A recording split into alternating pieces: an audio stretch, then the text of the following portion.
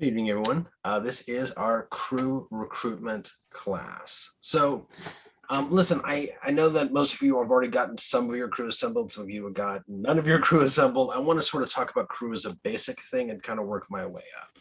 So, first, I have something to screen share because that's how I roll.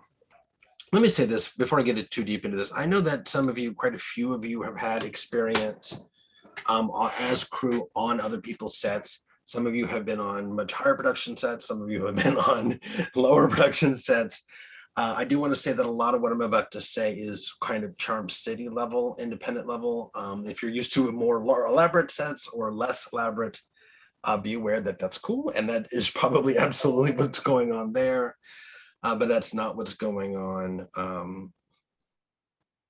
That's not what goes on in Charm City set. So let me go through this. So first, let me make my case for crew. When you're on set, with a few specific exceptions for a few of the directors, you are more or less going to have quite a few jobs. And yes, you can do that all by yourself. I know a couple of people in the film industry who make films all by themselves. They even started on as well. It's like the entire thing is just them. You want to go that way, you can. But this is what you've got to do. You've got to film your actors, record the audio, make sure you're not missing something. There's a ton of details. You will miss something. You've got to make sure your actors are on set. You've got to make sure that your sets are built, props assembled. A fair amount of prop assembly will happen on the day of the shoot. You've got to feed your cast and crew. You've got to make sure that you get lunch, set up lights repeatedly. All of these things have to be done. Now, generally the way we do this, and again, depends a bit on the scale of your thing, your actors, of course, is going to be your DP. You are going to need a director of photography. It is just going to be required. I know that there are a couple of directors who are considering being their own cinematographer. That's obviously a choice, but I will say that like I said, in theory, you can do all of these jobs. As the director, you could absolutely do every single thing. Then you'd have to worry about assembling crew. There you go, problem solved. But these jobs still need to get done. Any job that you add to your personal list is one less thing that you can do for your list. I mean, one less, just more, I'm sorry, excuse me, more you have to divide and divide your concentration. Beyond that, of course, you do need to record the audio. That's going to be your sound engineer. Sound engineer is going to get all your sound. You will not need to think about how good the audio is. You will not need to think about how to record the audio or what format it's going to be in. Your sound engineer does that job. With the possible exception of Curtis, because Curtis, you have no audio in your film at all, you are going to want a sound engineer. You need a sound engineer. All right. The next two are shared. These are both done by the script supervisor. Let me talk about script supervisor for a second, because I don't think this position gets enough love, quite frankly. So with the first wave we did with Charm City, we did not have a script supervisor. Nobody filled that task. And yes, we made films, and I'm quite proud of those films. I think they were quite well made, but things got forgotten. Actors fell off script. We had to slow down and get a PA to run along the lines. And much more importantly, we missed stuff. We didn't get transitions, actors getting up and moving into the next room. There was continuity problems. People were picking up a mug in one film and then not picking them in one take and then not picking it up in the next. The script supervisor more or less is there as a representative of the editor. And I know that for most of you, you will be the editor, but you are not the editor when you're directing. When you're directing, you're thinking about making product, you're thinking about making the vision, you're thinking about when we're going to be breaking for lunch. I hope you're not thinking about that too much. But you're not thinking about continuity mistakes. You are not thinking about what this is going to look like when this frame moves into this frame. You are not thinking about that because you have way too much else to think about. The script supervisor's primary purpose will be to sit there and make sure every I is dotted, every T is crossed, everything is done right. So that when you take off your director's hat and put on your editor's hat later, it's all there, and it's all been detailed. You get this nice detailed shot report at the end that tells you where all the shots are, what the camera, where everything is, where the audio is, and so it makes the editing process dramatically easier. I really think everybody needs a script supervisor as well. The possible exception is maybe Josh. Curtis, I would still recommend a script supervisor, even though you have no audio, because even though there's no audio, you have a lot of transitions and you want to make sure your continuity is good. Josh, your script is simple enough. It's a page and a half. I wouldn't worry as much about a script supervisor, frankly. But for everybody else, you should have a script supervisor. All right. Is everybody good so far? All right. So let me talk about the next thing, build and decorate sets. Now, this varies a little bit, and this will be customized depending on what kind of crew you're doing, what exactly you're doing. Some people are just filming in their house, or they're filming at a bar, or they're filming at a place that doesn't really need to be decorated so much as it just needs to be, we need to get in there and set up. If that's the case, then you're talking about maybe putting a lit cigar or an ashtray here or a glass of, orange fluid kind of thing.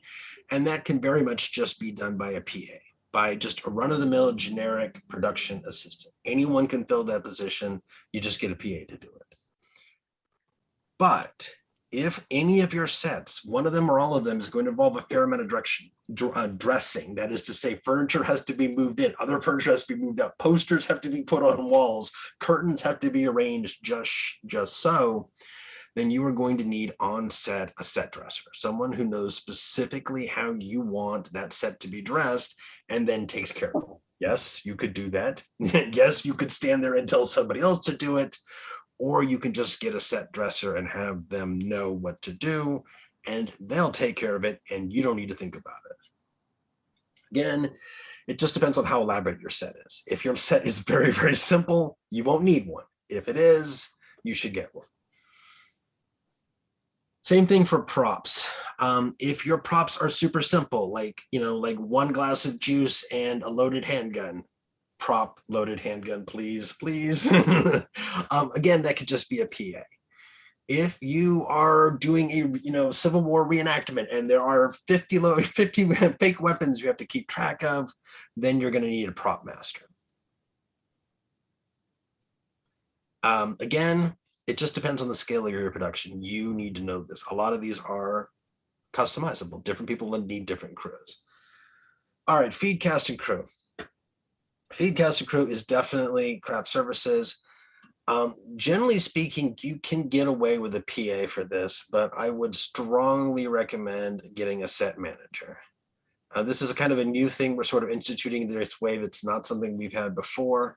This is going to be a person who specifically is going to be making sure that you get the sacks, that the sacks are put out, that they coordinate getting the meal, something catered or whatever we're getting, that they get the lunch, that they make sure the lunch gets brought back, everything gets set. And the set manager is also going to be in charge of making sure that the set is safe, there's no wires, trash gets picked up, and frankly, during COVID, that's going to be maintained as well.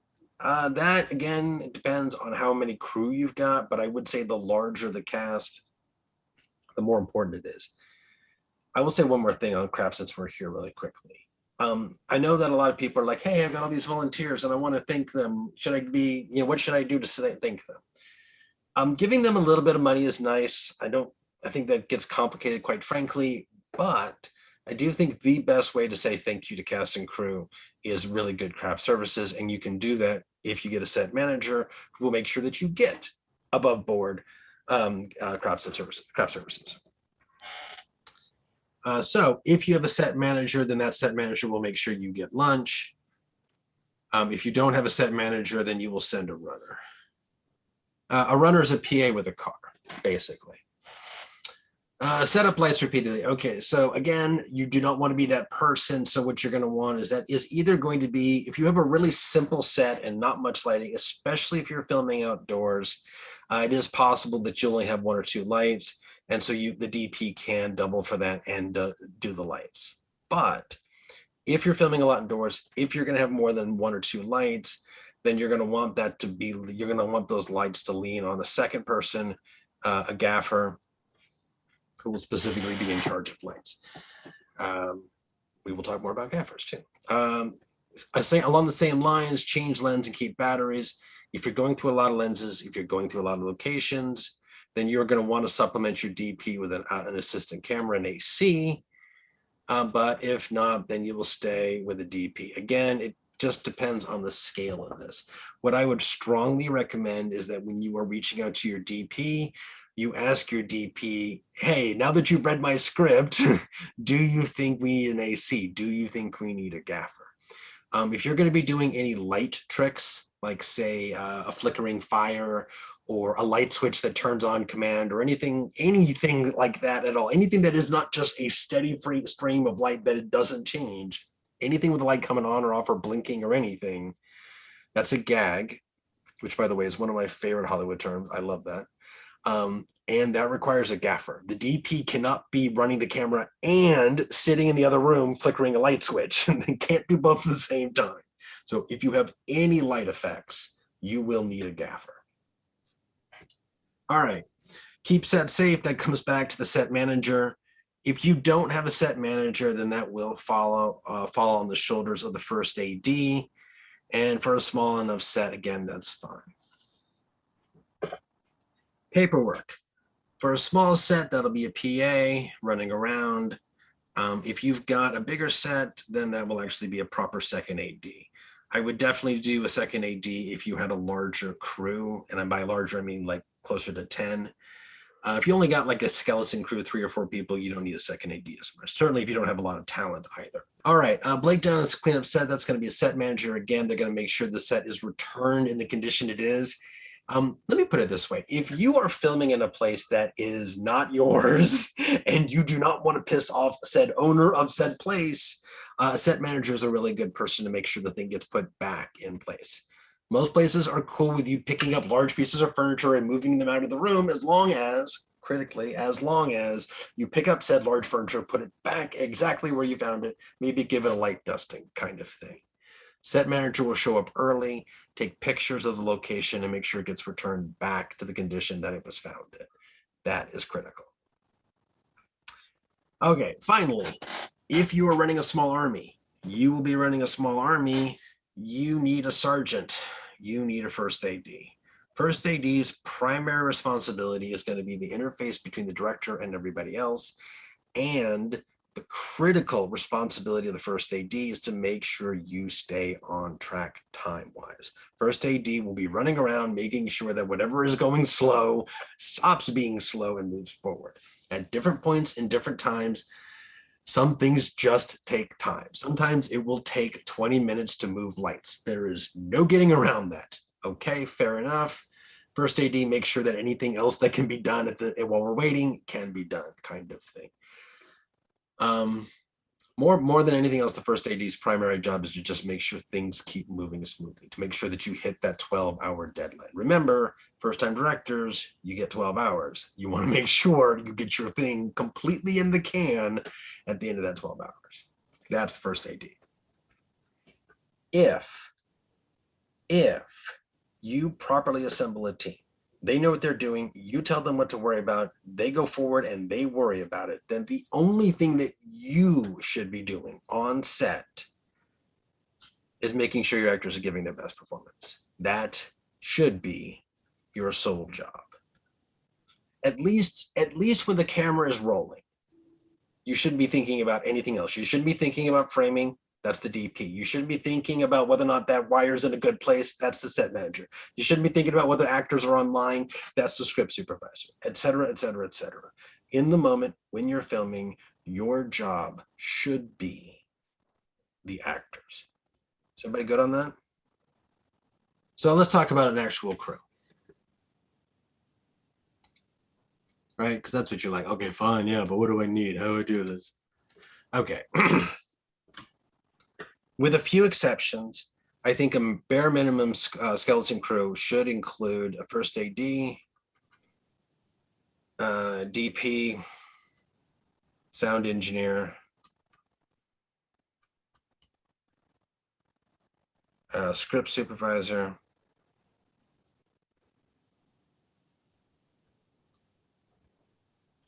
and a runner. You always need a runner. Or runner/PA. The thing about a runner is that you will get on set and you will have forgotten something, because everybody gets on set and forgets stuff. Part of planning is expecting stuff to go wrong and then making allowances for that. I'm sure everybody knows that. You need a runner. So, and you need to specifically, you always need one person who doesn't have to do anything. Because if you forget batteries for the camera, or someone has to go out and get an extra paint, can of paint or whatever, you need to be able to send that person and keep filming, right? If you send your DP to go get something, then you're not filming while the DP is gone. So you need one person who doesn't directly need to be involved with filming in the moment of filming that you can send. All these other people are required. You need the first AD, DP, sound engineer, script supervisor, all in the moment on the set, surrounding the talent, making them feel awkward while they're acting their hearts out. Is everybody good on this? Now, what do I recommend? I don't recommend that. I recommend first AD, DP, sound engineer,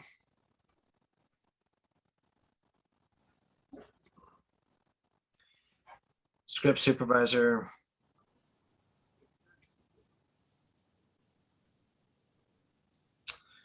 set manager, because again, a little bit of safety, a little bit of quality there. Assistant camera or gaffer. Honestly, they're kind of interchangeable. At this level, there's not much difference between the assistant camera and the gaffer. They end up usually being one hat, quite frankly. Second AD, because if you've got a crew this big, you're going to want something that Curtis actually brought up, and something I want to institute on all sets, and that is an on-set videographer, someone who's going to take behind the scenes camera work, both video and audio. The plan is still at the end of the wave to do a big, huge screening at the Creative Alliance. And I would like to do a little 5-6 minute intro video that is little clips from all of our 18 films put together in one big kind of, advertisement, or, hey, this is the fun thing we did kind of thing. So I do want you to get a video on-set videographer for every set. I got a couple of volunteers. Adam has added himself to that list. So be aware that there are basically, honestly, it can be anybody. It just needs to be somebody who has a camera, and that can include their phone. So it just has to be someone who's willing to run around and take pictures. Obviously, I would recommend a runner. You always have to have a runner. And then 1 or 2 PAs, because why not? You have a small army. Why not have a small army? Including yourself, that is 2, 3, 4, 5, 6, 7, 8, 9, 10, 11, 12 people. Charm City crew, that's a pretty good size. Now,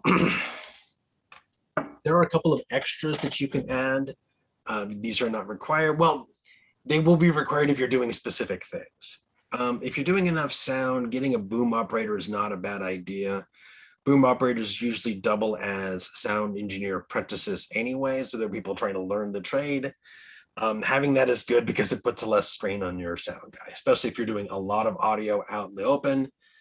That person's got to run around that sound equipment. Having a boom operator helps.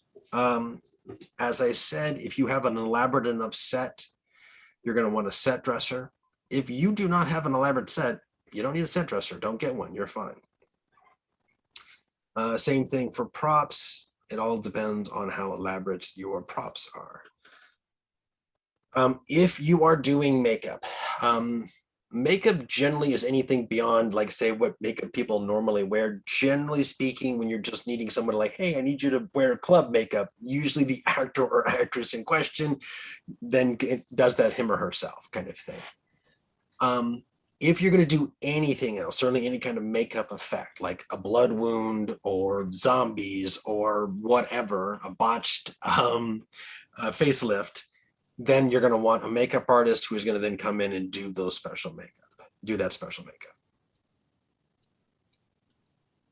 All right. A grip, if you have a lot, again, if you have a lot set, that's going to be, again, a question you would ask your DP. Generally speaking, a grip is just a PA who works for the production department, for the video department. That means specifically they're running around playing with wires, that kind of thing. Again, That's going to be most of the DP. DP generally runs his or her own little production company that is specifically the DP, him or herself, assistant camera, gaffer, and then any grips. DP is going to have a pretty good idea of what he or she is going to need. Ask them, they'll let you know. Once they've read the script, once they get an idea of what you're doing, they should have a pretty good idea of what that is. All right. If you are doing any special effects, anything complicated, that you're going to need an FX supervisor on set, and you're going to need to talk to that person ahead of time and work all that out ahead of time. And if you are doing stunts, then of course you're going to need a stunt coordinator. Is everybody crystal on that? Questions on any of them so far? Looking at it all, thinking, holy cow, I think I need everybody. Okay. Excellent. Well, I tell you what, so sort of building off of this, I have a couple of directors in the class. Is there any director in particular who would like to go through their crew? I'd like to hear your opinions on this. I need a volunteer. Can I get a director who is actually making a film this set who would like to volunteer? To do what? What did you? What I want to know is what kind of crew you think you need. I've been here. I was jotting down notes. Okay, for yours. Yeah, I could show you what I got. I mean, Let me hear. You could compare what you think. First assistant director, DP, sound engineer, script supervisor, runner PA. I definitely need a gaffer for the lighting to help with the DP. I want to have a makeup artist and effects supervisor to be there, so we show where the drone is going to be when where it's going to be added into the footage. So that's what I was thinking. Man, that's it. That is exactly it. Excellent. I think that's about it. And then the actors. And then, I don't include the food thing in there because I'll handle it. Like, I'll have somebody. You got it. 1, 2, 3, 4, 5, 6, 7, 8. I would say, especially because you're going to have several extras, you might want to consider getting a second AD. Just to maintain all your talent. Yeah, I mean, yeah. Yeah, that's the only thing I'd add to that. I just want to make people uncomfortable. I just don't want to make people feel uncomfortable because it's going to be, I don't know how big the place is going to be. It's wide open. It's wide open, but No, I hear you. Yeah. What I would say is, look, that's exactly why a second AD is a good idea, because the second AD, I informally call them like they're the actor's sort of babysitter. They're the ones that make sure that they're taken care of and also make sure they don't wander off. You have what you're going to do, like 5 or 6 background. So you're going to want someone who's going to like make sure that they're in costume in the right place, in time in the right place, just sort of keep an eye on them kind of thing, which is exactly why I'd recommend a second AD. But everything else, yeah, exactly right. Wouldn't change a thing. Fantastic. So let me talk a little bit about where to get these people. You're like, wait a second, I don't see some of these and all that such. So some of these people are skilled positions, and some of them even come with equipment, and you're going to have to work with them in that sense. Some of them, honestly, a lot of these positions are positions that you just need somebody who's willing to commit to that role for the whole day. As first AD, I can show them what to do in like the first 15, 20 minutes of the shoot, and they'll be good for the rest of the day. So first and foremost, first AD, yes, that is a skilled position. At this point, I've only got one name on the list. That's me. I am trying to expand that, but at this point, I will go ahead and tell everybody who is interested. I have opened up every Saturday, every Sunday between now and the end of the year. As long as you schedule me for a weekend that no one else has scheduled me for so far, then I will be your first AD. There you go, easy get. But having said that, what I need is a definitive date. I can commit as soon as you give me a date. Okay, DP. The DP, there are 5 people on that list. There are a couple other people who have mentioned, Adam has mentioned being willing to be added to that list, and was in fact the AD on AD. Brandon Shoot a week and a half ago. That was the AD. Oh, sorry, DP, my bad, DP, excuse me. AD in spirit. Make that person. No, Oh, ow, okay, see, no, I think we all know, okay. I make a better DP, so that's all I'm saying. Fair enough, fair enough. Listen, I am trying to expand that list, but Excuse me, it definitely is can you something that guys is hear thrown me? out. Sorry? Can you hear me now? Very faintly, very, very faintly, I don't Daddy. know what's going on with my mic. I'm sorry. All right, I'm sorry. Go ahead. Okay. All right, so oh, and by the way, skilled, and they will also come with their own equipment. So be aware of that. They will have to have equipment. Sound engineer is also a skilled position. By the way, when I say skilled, what I mean specifically is that you are going to be pulling from this crew Google sheet. Let me just switch over here just for a second. This is part of the director's page. There'll be lists for all of those positions. Let me get production. So for example, director of photography, assistant camera, gaffer, sound engineer, these are all going to be put in there. Some of these positions have to be completely filled out. That will be something that we'll address before we start filming in a couple of weeks. Just saying. So script supervisor skilled also from the, oh, no, I've lost my annotate. All right. So this one also same thing, skilled and required. Now, runner is not skilled. A runner can be anyone. Anyone who is willing to show up, except of course anyone, sorry, who has a car. The runner needs to be able to go get stuff. So the runner is going to have his or her own car. But anyone who's willing to be a runner, anyone who's willing to do it, they can show up that day and go, what do you need from me? And I go, runner. And they go, I have a car. And boom, they're a runner. That's it. Doesn't take anything. Set manager is going to be a bit skilled. At least that is also going to be, and at this point, we only have one, but that position will be expanded on as well. For those who want to use it, please be aware of it. Assistant camera is the same as DP, at least in terms of the qualifications necessary, though I guess they don't need quite as much equipment. Basically, anyone who can be a DP can be an AC.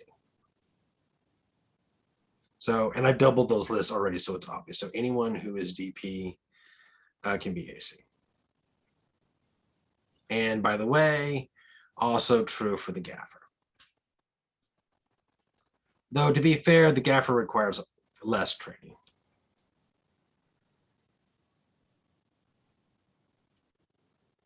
Oh, wait, sorry.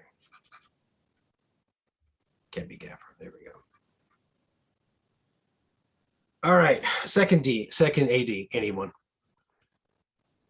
Anyone can be second AD. I can show someone how to be second AD in 10 minutes. I give them a clipboard and a pen, they're ready to go. Videographer, same thing, anyone except anyone with a camera. It doesn't have to be a nice camera. We are not looking for high-end footage. It really can be their iPhone. That is absolutely fine. It's really more a person who is willing to walk around and take behind-the-scenes footage. That's what's required. PA, anyone, literally anyone. That's the best thing about PA. It's the lowest rung, but anyone can do it. Absolutely anyone can Literally do it. anyone. Boom operator, also anyone. Most of these after this are anyone. Set dresser is actually can be anyone because it's just a matter of showing that person, boom, this is what I need to do. Props master, same thing. It's more person just who's in charge of that. Makeup artist is skilled. That list is short. I am looking to expand that. That's going to take a bit more time, quite honestly. Grip is basically a PA with spirit, with spunk. Sure, why not? And that can be it. I will say the one thing about the makeup artist, that's one of the positions that you may have to pay for because of like the stuff that they have to use in their time. Yeah, okay. That's a good caveat, and thank you for reminding me. That's an important point. Let me go ahead and do that now. So, potentially, you may have to pay a DP to rent equipment. It's not going to be all the time, but just be aware that's a possibility. If you're willing to work, if you're comfortable working with equipment they already have, and they're comfortable working with equipment they already have, then you're fine. Generally speaking, we're usually pretty good on things, on borrowing enough equipment to put together lights, bounce cards, etc. But if the cinematographer wants to use the latest and greatest camera, be aware that could be part of the process. For the makeup artist, you will need to pay for the makeup. That is something that gets consumed. That is not something they get to use over and over again. If they get a bottle of grease paint, not that anybody uses grease paint anymore, and they use it up, then you will have to pay for the makeup. Please understand, you will absolutely be required to pay for the makeup. So that's part of that. And I guess for the set manager, also be aware that you'd have to pay for craft, but you were going to pay for that anyway, so that doesn't change anything there. That's the kit fee, right? What, the makeup or the? Yeah, the consumables, all kit fees and then rental. equipment. Oh, yeah. Because that's the whole point. They will be consumed. So yes, you have to pay for those. All right. Questions so far? Everybody good on this? All right. So let's move to the, oh, by the way, this is just sort of breakdown. I'm going to give a copy of this document out so you'll be able to see it at the end. Let me talk a little bit about the last bit. And this is quite frankly part of why I'm doing this, because I've gotten this feedback from various crew and I've gotten this feedback from directors on both sides. So let me just talk a little bit about this. Okay, so Les, I have a quick question. go for it, I promise. please. You didn't, if location manager, or I'm not a manager, location person included in this that you need to add to it, or what? The person who finds your locations, if that's not you. Well, okay. So what I would say along those lines is that was all pre-production. I didn't touch any of the pre-production roles. Generally speaking, the director is most of those, at least in the Trump City level. But yeah, I mean, if you can, if there are people who have volunteered to help with pre-production, that includes set manager, that includes Ryan with the casting. This has been all about assembling crew for the day of the shoot. Gotcha. So I didn't really touch on that, because there's also post-production, like a score composer and people who are helping you with color grading and all sorts of other things. That's a different discussion. Today has just been on-set crew. All right, gotcha. But that's fair. That's fair. Sure. And honestly, the similar things would apply in terms of like how you'd reach out to them. You'd go through the crew Excel spreadsheet, get their names, reach out to them. So the process would be basically the same. It's just obviously, since it's pre-production, you've got to move on that faster so that you get them working for you before the day of the shoot. Okay. So as I said, all of the people on the list, first and foremost, do not send a mass email. Don't send an email to all 5 cinematographers. Send one to each one individually. You can copy and paste the same email, but it needs to come personally from you. First and foremost, ask them if they can, if they'll work for you. I had a cinematographer go to me, and that this director reached out to them and just started assuming that person was going to work for them and started working out details without actually asking if they'd be willing to do the job in the first place. These people are volunteers. And I know that they have definitely set aside their time and that they're willing to work with you. But I also know that they are still volunteers, and you are asking them to do a lot for nothing in terms of money. So please be polite, please be respectful, and please first ask. Start with, hey, listen, I'm making a film. Here's my script. Will you be my props master, please? Kind of thing. Then what you need to do is, and this can all be part of one communication. This can be one communication or a couple, but it needs to be just one or two. Keep it simple. You need to work out, they need to know when the shooting date is, obviously. If you already have a date, right? You've already got a date locked in. You already know when you're going to be shooting. then start with that. Hey, listen, well, ask first. Hey, listen, I'm so-and-so. I'm filming this film. Here's my script. I'm filming on June 7th. Will you be my FX supervisor, kind of thing? Make the request. If you have the date, make it part of the request. If you don't have a date, and in fact are flexible to a date, finding out what they need, like I really need a cinematographer, I'll film whenever you can, man. Then make that part of the statement, make that part of the request. Hey, listen, I'd like for you to be my cinematographer. Can you be my cinematographer? I'm thinking about filming in early December. What have you got in December? Kind of thing. They'll still have to say, yes, I'm interested in shooting, and then they'll have to give you dates. Next, you have to decide whether or not you need to meet with them. Now, let me talk about this. Again, this is going to be a situation that is different for different than it would be at a higher level or a lower level of production. But for Term City, just in terms of what these people are used to, they don't generally are looking for a lot of contact. Quite frankly, let me put it this way. Sorry, I can't turn off the annotating thing. I want to scroll. Okay. Once you pick, and let me go back to annotate. Okay, there we go.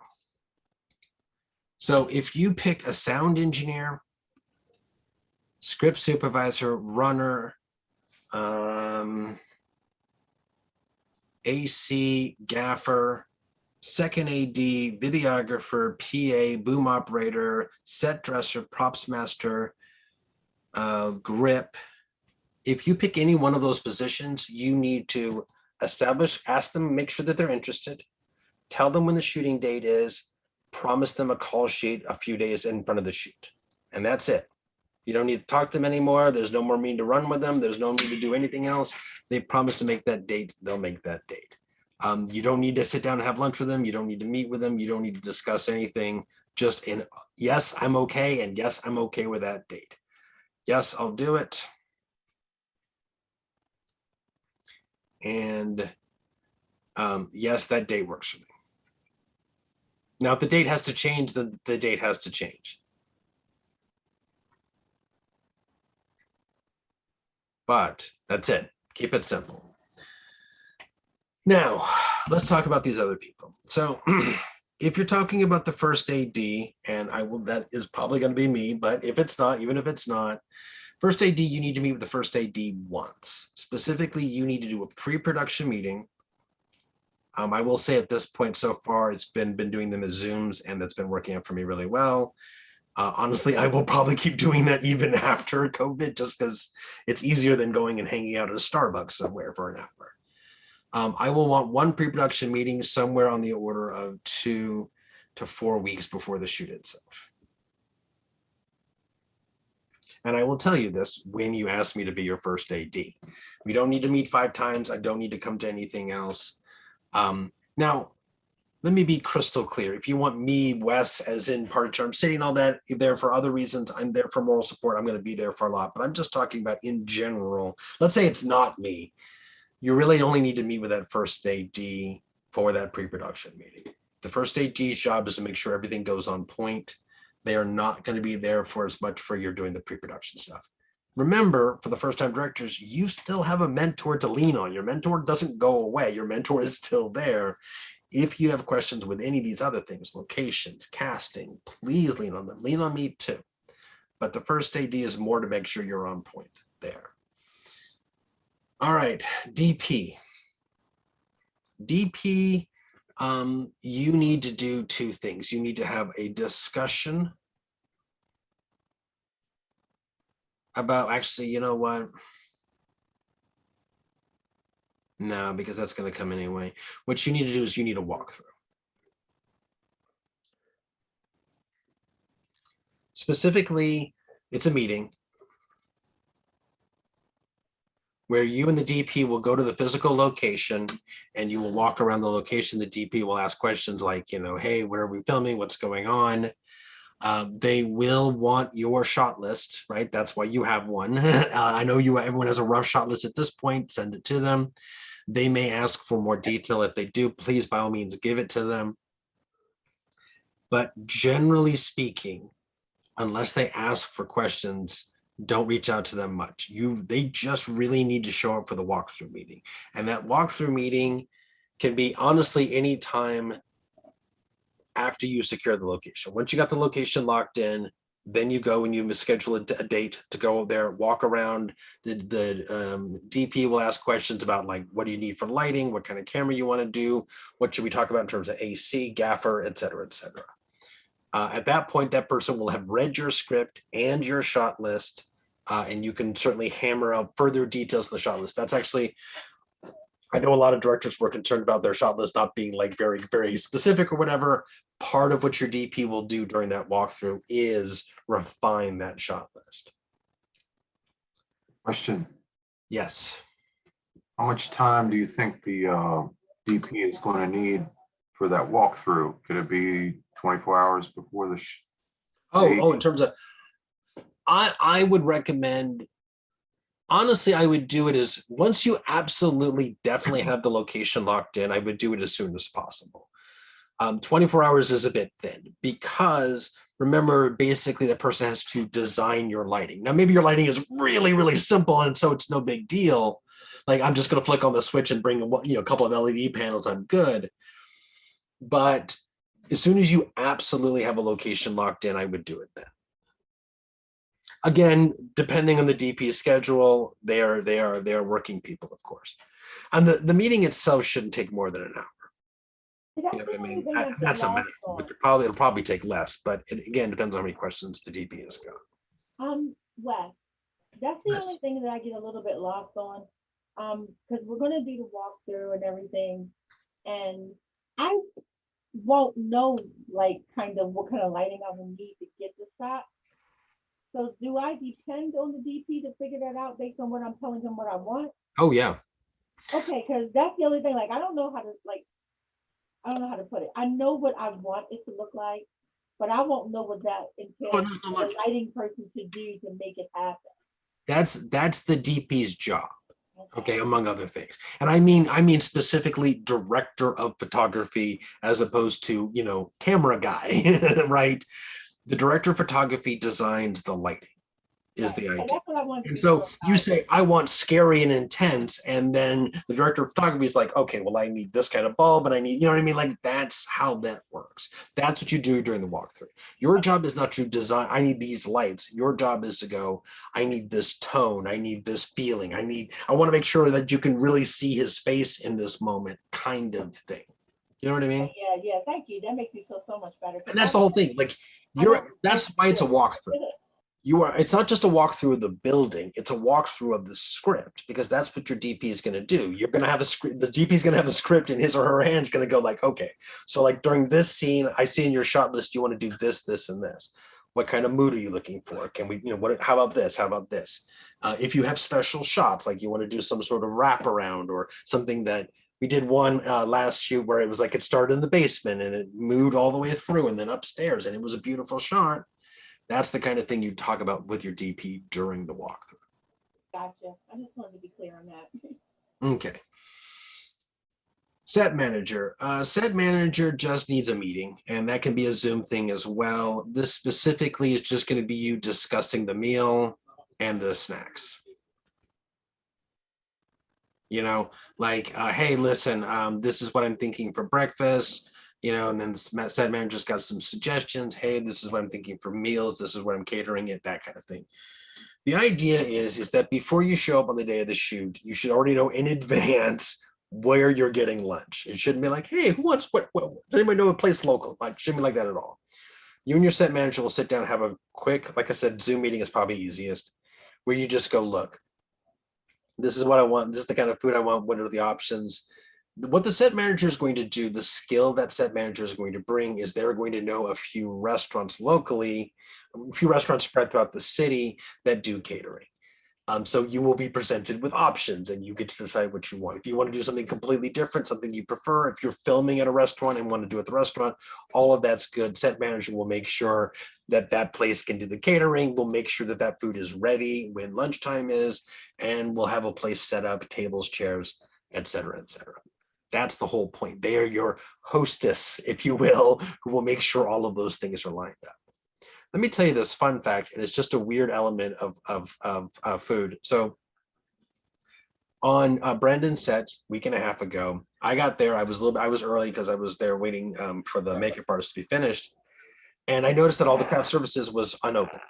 Everything was all closed and sealed up, and I knew because I've been on sets before that no one will eat it. So I did a little experiment, and I opened up all the bags, all the sodas. I put them all out except for a bag of miniature candies. And sure enough, 2 hours later, I get a little, hey, are these candies good? Can I eat these? Because people don't eat food unless it's opened. One of the things your set manager will do, open the food. I know, right? You wouldn't think that'd make a difference. It does. If you don't have a set manager, you don't need a meeting. Makeup artist. All right, makeup artist, you're going to have to discuss the concept, and you are going to have to do a test, a makeup test. Something where you actually put the actual makeup on the actual artist, artist, sure, on the actual actor, and make sure that it's the look you want. This has to be tested. That does mean if you're doing makeup, that means at the very least you'll be doing you have to be paying for makeup twice, because you will need to do a makeup test. That will need to be done in person. That will need to be done at some location where you can do it. I will go ahead and tell you that the Fells Point Corner Theater is not as available as it normally is because of the whole COVID thing. I expect that will be changing in a few months, but at least for now, getting that space is challenging. Be aware of that, please. All right, finally, almost finally, FX and stunts. If you have them, then you are going to meet with them. And in terms of how much you're going to meet with them, you need them to let you know. Listen, let me say this. I don't know exactly what kind of communications you put out there. I don't know how that interacted. I'm only hearing snippets and bits from both sides. And there are people who just have really, really complicated schedules. But these are people who have offered to help. Some of them, one or two of them have moved out of state, and that has definitely complicated things. But there are opportunities to work with this. I think for those of you who have problems with script supervisors, what I would recommend is that you reach back out to all the people that you didn't hear from, or the people maybe that things went awkward or whatever, and say, look, please, I need someone to help me on this set. Are you available? Can you help me out? Be as accommodating as you can be, and give them space. I'm not going to go into specifics, not even remotely going to go into specifics, but I will say that I have heard concerns from some crew members. I've heard both. I've heard people who said, like, someone started, they said, hey, maybe could you be in my thing? And then they never heard anything again, like even when the date was. I've had other people who say that they're getting contacted by the director several times a week. It has gone both extremes. Just understand that for most of this crew, you only really need to just secure once they get the date and they say yes, you're good to go. For the ones that you do meet with, let them dictate that pace. Some of these people are very, very busy, and they're giving you the time they can. They want to give you the time they can, but they've only got so much to give.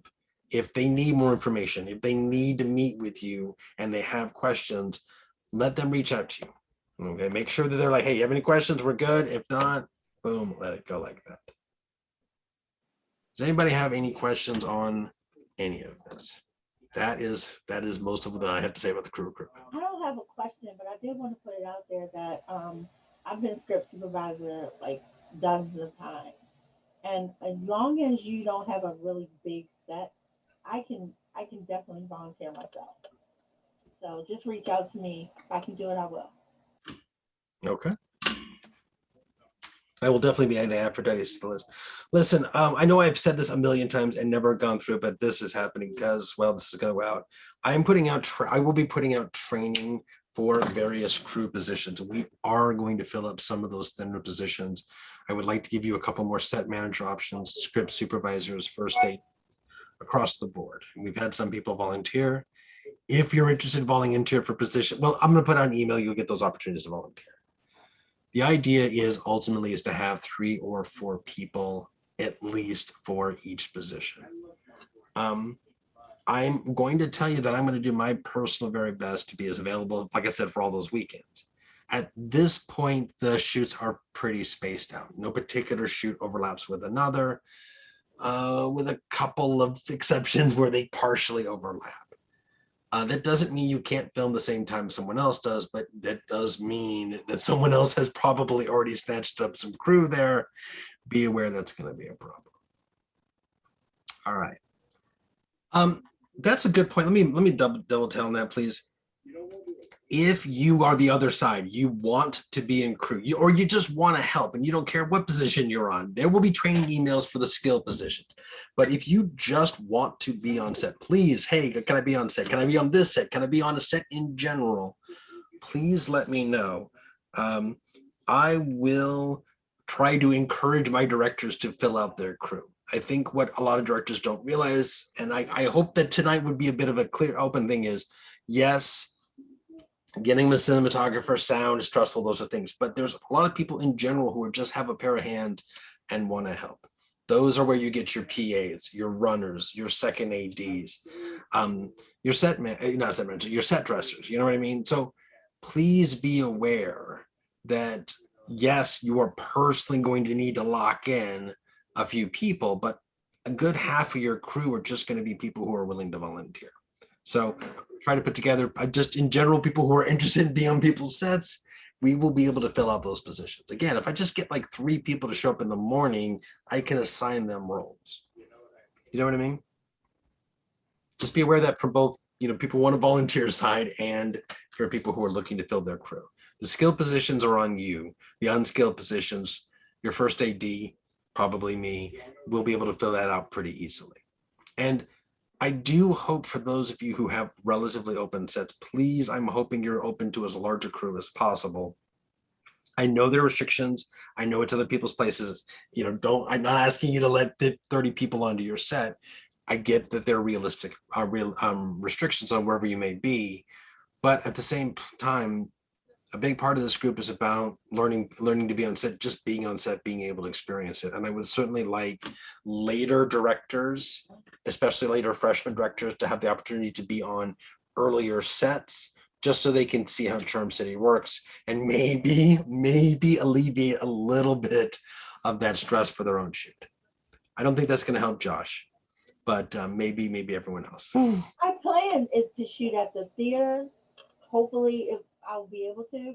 So my set will be. That's the best thing about shooting at Fells Point. You can have like 30 people show up. Yeah, I'm gonna say the place is huge, so it's fine. Yeah.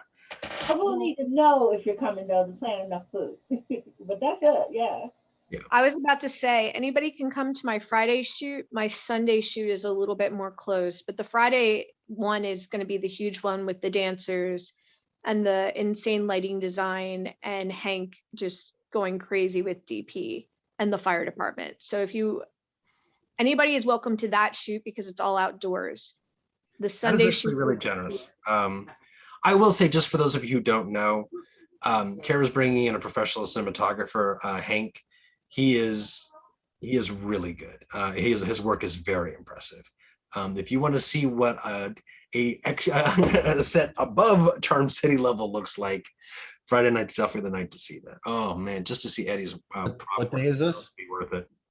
So we're shooting on October 8th.